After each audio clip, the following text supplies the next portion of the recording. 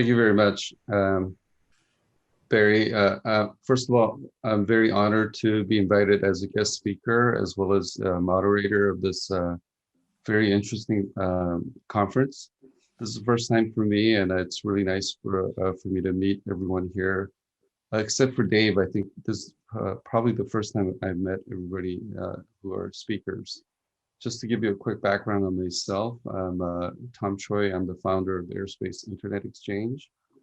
This is a company that's not really well known. It's a start. We started in late 2017. It's a holding company which created two companies underneath. One is a terrestrial wireless broadband technology called Curvelux. The best way to describe it is imagine a multi-gigabit HTS satellite in a box that you install on a tower and then you aim it towards people. That's what Curvelux is, and it's a advanced beamforming phase array technologies that are multi-gigabits, and it provides connectivity to people who are in urban areas and rural areas. And then the other business, Saturn Satellite Networks, which is what I'm going to talk about towards the end of my presentation, builds very low-cost, affordable GEO satellites. Both of these technologies were the technologies that I wish that I had available to me when I was running ABS, Asia Broadcast Satellite, the global satellite operator, which I was running from 2005 to 2017. So, before I begin, I wanted to, touch upon what Barry said. 2020 and 21, we're afflicted with COVID. But that's not the only affliction that the geo industry, FSS, and the satellite industry is facing. Today, we have an encroachment of our business by multi-billionaires and $100 billion companies that want to enter into our space in the low Earth orbit. And they have their various different propositions to provide connectivity services, and I project that they're going to be investing somewhere between $50 to $100 billion in the next 10 years. So it's a significant amount of money coming into the sector, going after our target market, and this has caused a lot of concern for many investors, management members, and the dissonance caused to the customers is probably the most worrying activity for many of the sales and marketing people in our panel, as well as our industry. But I wanted to assure everybody in the audience that, as Barry said, our future is not canceled. Geo satellites and small geo satellites in particular have a bright future, and the billionaires that are coming into our industry, they may have some challenges that they may not have anticipated. So let me get into my presentation. So the race is on. As I mentioned, it's a $100 billion CapEx, led by the brilliant Elon Musk with his Starlink project. OneWeb has just come out of bankruptcy. They've completed their financing to complete their constellation. Dan Goldberg, another great CEO of Telesat, has launched the Telesat LEO constellation. He's also announced a bunch of investors and backers, and the dark overhanging cloud over these LEO systems is Amazon's Project Kuiper. You could argue that they're probably the most well-financed organization in the world. That's not going to stop, until they dominate an industry they enter into. And then even lower, deeper under the radar are projects from Apple, Facebook, and even Alphabet may be working on their own LEO systems.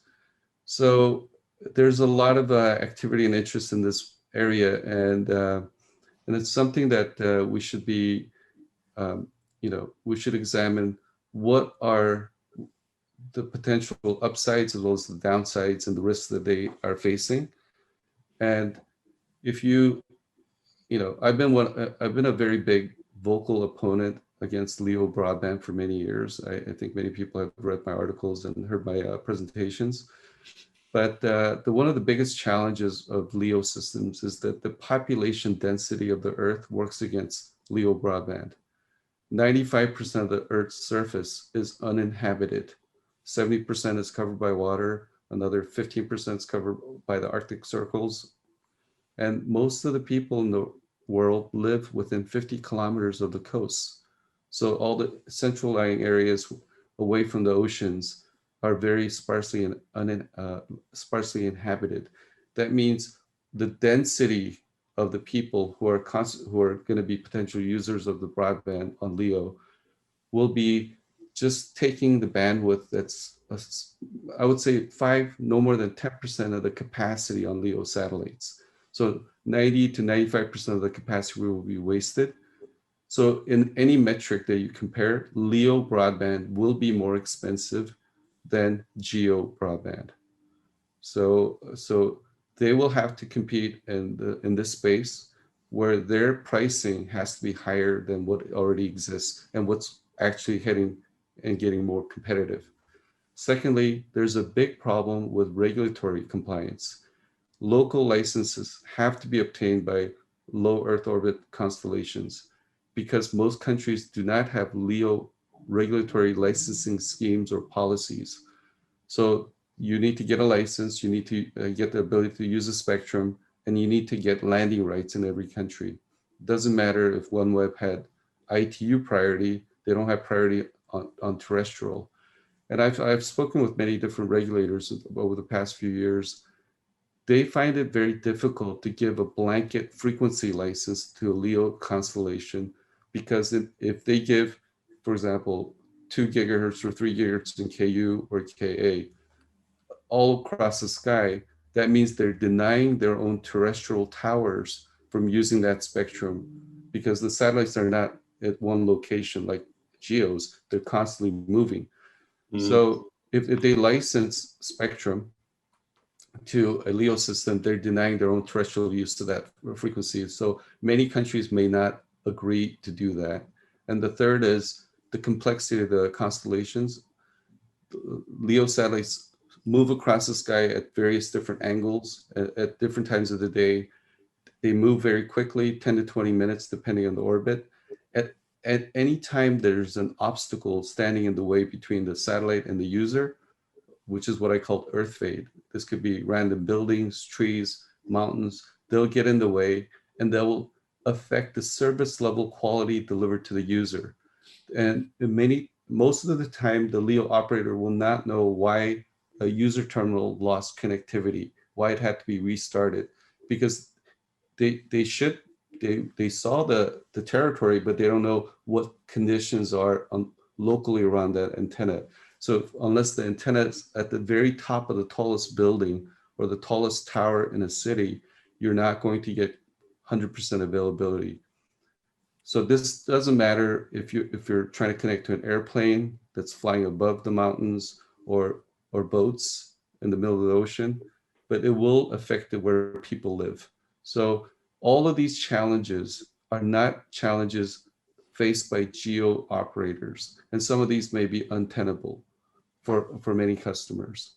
So why are they making this investment?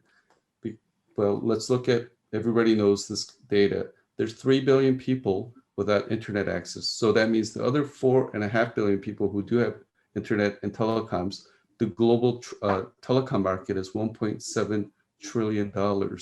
So if you scale that up to the 3 billion people who don't have connectivity, then the market opportunity could be 1 trillion, half a trillion, it could be a lot. So it does make sense to go after the market that's not connected, but is LEO the right way to do it? And let's examine one of the reasons why people who are living in these areas are not connected. Approximately 2 billion people do not have, either have no electricity access or very, let's say, spotty, low availability of electricity, subject to lots of downtime, brownouts, blackouts, or these emerging markets where there is electricity, they're at the highest rates in the world. Some African countries, the price per kilowatt hour electric tariff is 20 times that what you would find in the UK. So electricity is either unavailable or very expensive. And because of that, mobile phone companies can't install cell towers in these rural areas because the cost to operate those towers are quite cost prohibitive. So if you're going to go into those areas, you have to have a solution that does not rely on commercial power. And that's something that we need to examine. So how well are the LEO programs that we know about, how well are they doing in terms of addressing this $3 billion population market? Let's look at this, the Dishy antenna created by Starlink. It's a technical marvel. I saw a YouTube video where a gentleman did a teardown. It's an incredible piece of engineering. I guarantee you that antenna production cost is it's thousands of dollars, probably $1,500 to $2,000. But they subsidize it. They sell it to beta testers in the US for $500 because the beta testers are agreeing to pay $100 a month. Well, $100 a month times 12 months, that's higher than the average GDP per capita of most of these emerging market countries. You can't expect an emerging market country subscriber to pay more than all the income that they earn. And they also can't pay the $500 up front. They're usually, if they have a phone, they're using a $20 feature phone or $50 smartphone. They're not able to afford $500. And the most important thing, the phased array antenna technology that's deployed by Starlink and every other LEO constellation consumes a lot of electricity. I know this because I make phased array antennas, and you need electricity to drive the ASICs, to drive the MMICs, to drive all the RFICs and the LNAs and the power amplifiers. So the Dishy antenna consumes close to 100 watts of power. Well, as I said, power doesn't exist in these areas. So do we believe that the current design solution is going to address that 3 billion unconnected market? You could answer the question, but I would answer today's technology that they're deploying is not going to address that market. So let's take a look at the next 10 years. What's going to happen to the FSS industry? This is revenues from C-band, Ku-band, GEO HTS, and non-GEO HTS projected for the next 10 years, projected by Northern Sky Research, NSR. They're a very reputable firm. Due to COVID, our revenues declined from about 13 billion to 12 billion. But over the next 8-9 years, they're projecting our current revenues to nearly double to 25-26 billion. The wide beam business that's doing DTH and video are going to decline over time. The biggest growth they're projecting is actually GEO HTS, perhaps because GEO HTS is going to be more affordable, user terminals are cheaper, and they don't have all the issues that the LEO systems will have. And the credit that they're giving to these $100 billion CapEx projects is only $5 billion a year in 10 years from now. Well, if you're spending 10 billion a year in CapEx and you're only generating revenue, 5 billion, you're not going to have enough revenue to support all these projects. So what happens to a machine if you can't feed the machine will break down. And I look at these LEO systems as very expensive projects. If they don't find some other source of income, some other killer app, then they're going to die they're going to have a dark winter. They're like giant dinosaurs with big mouths to feed, and there's not enough food. So let's compare the LEO systems with GEO and small GEO. I would say a LEO constellation, most of them that have been announced and funded are roughly 5 billion and above. They're multi-terabits of capacity. You get global coverage, but the CPEs are expensive. That means you have to charge a lot of money for per user, and your power consumption is going to be very high. A geo satellite, roughly 250 million, can get you somewhere between 100 to 200 gigabits. It'll cover about 1/3 of the visible Earth. CP costs, fortunately, are because so many millions have been built, they're around $300 now. And you can actually make money at $20 a month with a geo HTS satellite. And the power consumption is going to be 1/10 that of LEO. A small geo is just takes the benefit of the bigger geo, but the investment is approximately 1/3.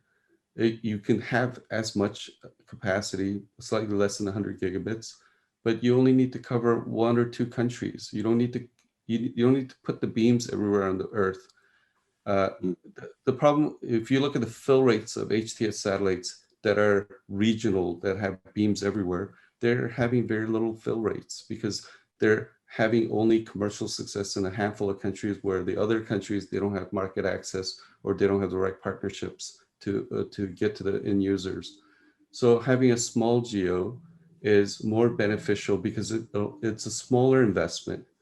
If the whole project's 100 million, you only need 20 to 30 million of equity. The rest could be given to you as debt from ECA financing organizations such as Exim Bank or COFAS or BPI in France. And that means you can incrementally grow your business and get a higher rate of return. So what we're doing at Saturn is we have developed and we've signed commitments from financing partners to develop a constellation of geo satellites, small geo satellites that will be injected directly into orbit, 8 satellites at a time. We call these satellites intelligent space nodes with a dynamic beamforming system, very similar to the ones that were announced by Boeing as well as Airbus and Thales. You can lay down the beams digitally anywhere on the surface of the Earth. You could vary the size of the beams. You could channelize the beams in any bandwidth.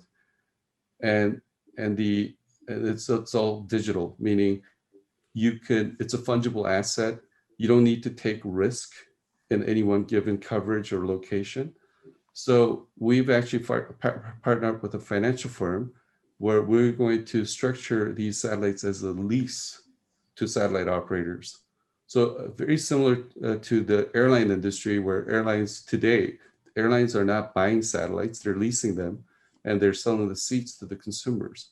So we're going to be replicating that model. We'll build these highly flexible satellites very cost effectively. And the best thing is the satellite operators in these tough times, they don't have to allocate their CapEx to buy these satellites. They'll be just made available on a lease basis. So I think given all the problems with LEO and all the challenges that they have, a small geo could be, especially a small geo that you can lease, could be a very attractive alternative for this for the current FSS industry. So thank you.